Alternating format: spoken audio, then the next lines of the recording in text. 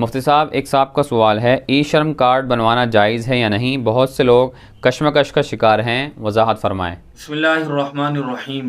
مذکورہ سوال کا جواب یہ ہے کہ سرکار اور گورنمنٹ کی طرف سے مختلف موقعوں پر اپنی عوام کی فلاح و بہبود کے لیے اور ان کو سہولیات پہنچانے کے لیے مختلف قسم کی یوجنائیں جاری ہوتی رہتی ہیں۔ جیسے آیوشمان کارڈ ہے، اگر کوئی آدمی وہ کارڈ بنوا لیتا ہے تو پرائیویٹ ہاسپٹل سے بھی وہ مفت علاج کروا سکتا ہے، جس کی کوئی خاص لمٹ ہوتی ہے۔ اتنے پیسوں کا علاج وہ پرائیویٹ ہاسپٹل سے بھی مفت کرا سکتا ہے۔ سرکار لوگوں سے اس کا کوئی معاوضہ نہیں لیتی ہے۔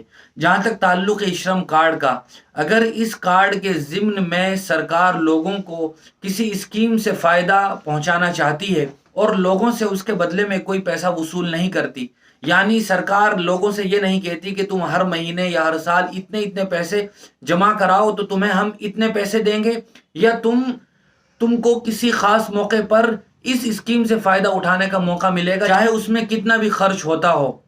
تو بہرحال یہ تو سود اور بیاج ہونے کی وجہ سے ناجائز اور حرام ہوگا، لیکن اگر سرکار لوگوں سے کچھ نہیں لیتی اور اس کارڈ کی وجہ سے لوگوں کو کوئی فائدہ پہنچانا چاہتی ہے تو بہرحال یہ کارڈ بنوانا جائز ہے۔ بہت بہت شکریہ مفتی صاحب آپ کا۔ محترم سامعین و ناظرین، اسی طرح کی شرعی مسائل، مسنون دعائیں، احادیث، تفسیرات، حمد و نعت سننے کے لیے آپ ہمارے دار ارقم یوٹیوب چینل کو سبسکرائب کریں، لائک کریں اور صدقہ جاریہ کی نیت سے اس کو شیئر بھی کریں۔ جزاک اللہ۔